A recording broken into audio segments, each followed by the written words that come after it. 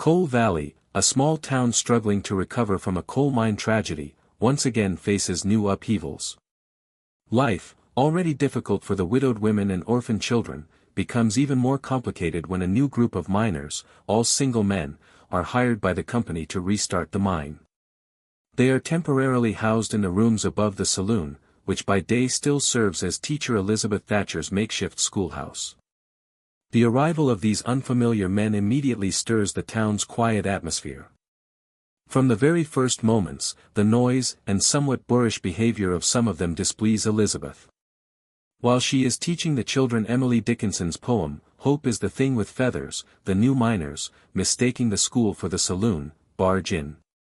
Despite being told it's a school, one man still insists on a drink, but fortunately, Constable Jack Thornton intervenes to maintain order in the classroom. Meanwhile, the women of Coal Valley have mixed reactions to the arrival of these men. Carla, in the final months of her pregnancy, knits with other women, preparing for her soon-to-arrive baby. Their conversations revolve around memories of their deceased husbands, current hardships, and faint glimmers of hope for a better future. News of the single miners spreads quickly, evoking varied emotions.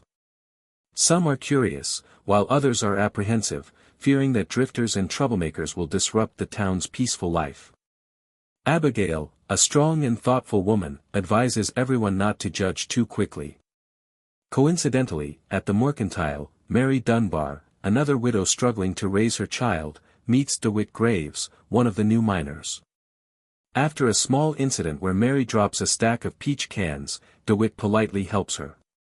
When Mary has trouble because her store tab is full, DeWitt generously pays for her, fabricating a story that Mary had invited him to supper, though she hadn't.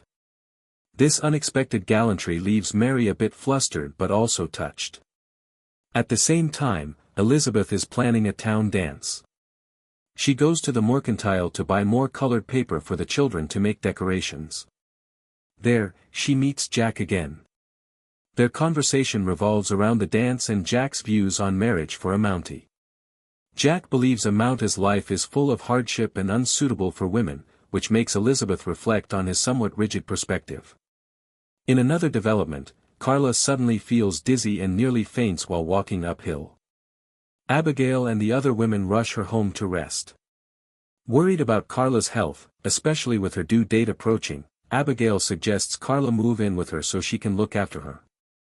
Elizabeth, witnessing the care and support these women show each other, is increasingly impressed by their courage and resilience.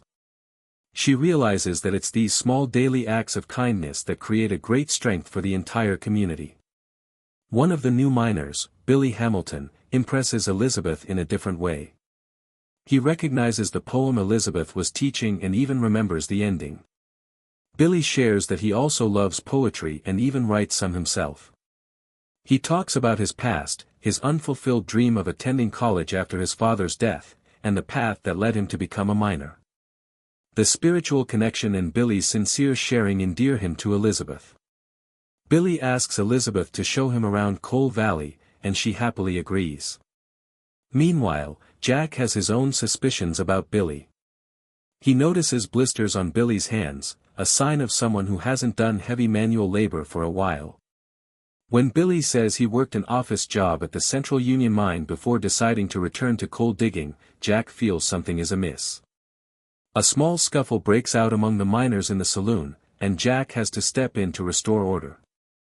Mary and DeWitt's relationship also takes new steps. DeWitt bumps into Mary again and asks if he could have a home-cooked meal.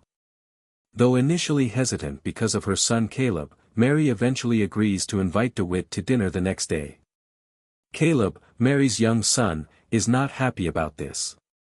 He still grieves for his deceased father and finds it hard to accept another man in their family. Elizabeth and Billy have an enjoyable walk. Billy shares more about his love for poetry and gives Elizabeth a poem he wrote, comparing her to a red rose in the wilderness. He asks Elizabeth to accompany him to the dance, and she accepts. The dinner at Mary's house does not go smoothly. Caleb is cold and openly hostile towards DeWitt. He even refuses to let DeWitt sit in his father's usual chair. After dinner, DeWitt also invites Mary to the dance. Mary, though touched by DeWitt's sincerity, asks for time to think, concerned about Caleb's feelings. A subsequent frank conversation between Mary and Caleb reveals the turmoil in both their hearts. Caleb cannot overcome the pain of losing his father, while Mary sees in DeWitt an opportunity to rebuild her life and provide a better future for her son. Jack, after receiving an urgent telegram, becomes even more suspicious of Billy's true identity. He goes to Elizabeth, warning her about Billy and advising her to be cautious. However, Elizabeth thinks Jack is jealous and is annoyed by his interference. Their conversation ends tenseo. Meanwhile, a theft occurs at Mrs. Blakely's house. Her late husband's gold watch is stolen.